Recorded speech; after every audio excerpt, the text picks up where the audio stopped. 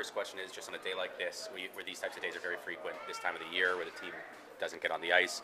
What do you do just to supplant them the knowledge, get them ready for their very next game? Going over lots of last night's game, obviously. Lots of treatments. Guys doing their off-ice stuff. It's not necessarily that they have to skate to get exercise.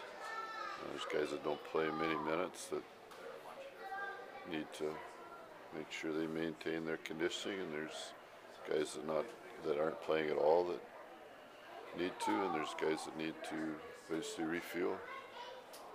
West and the division are so close right now. Is it nerve-wracking? Is it fun? Is it exciting? What's kind of your take on it? It's a playoff race.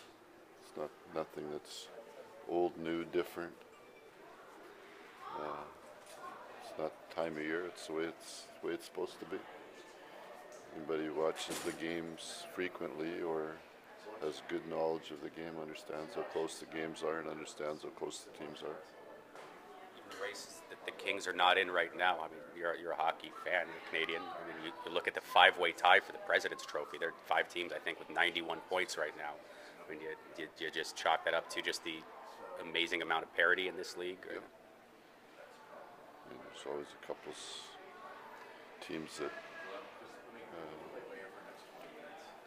sort of fight for that flag annually. And at the end, it really has little bearing on anything other than if that team gets to play a Game 7 in their own building. Otherwise, it's not really that important. You proved that it wasn't all that important anyway last year with the. Well, home ice is important. Less travel is better. If you can, that's always should be your second goal. Your first one should be a playoff team, and then that should try and be the next one. You have to do everything incrementally in this league. You can't let too much from the outside affect or bother you, knowing full well that the most important parts of being a good team or being a playoff team are injuries, scheduling, officiating, things like that.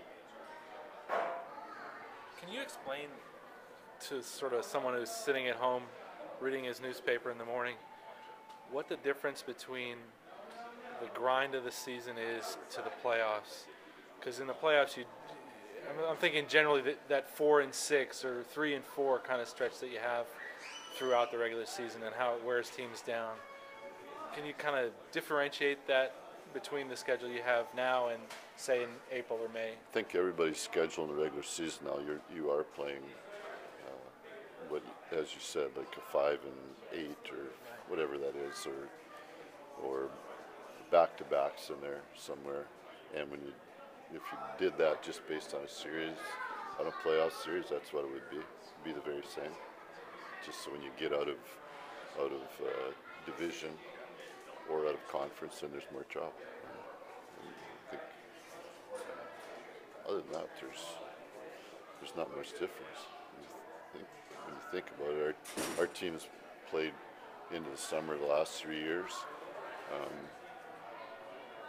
So what that affects is there's teams wins the schedule over April 11th. Well, there's a big difference between being done April 11th and June 20th in terms of the athlete being able to recover for the following season. I think that would be the biggest thing to explain or for people to understand. I think if you look at just at our season this year, our first quarter is, if you just did it by quarters or games, our first quarter is outstanding. And our second quarter kept us in a playoff spot, and our couple of weeks in January have put us into a real fight. And into our third quarter, and the start of the fourth one was outstanding again. So, yeah, when you look at the last few years, like you explained, going through this process, have you changed anything the way each year as you've kind of found that you've gone deep into the playoffs, like how you've approached the next year or managed things through the course of the year? I think we've done it different every year. Obviously, the first year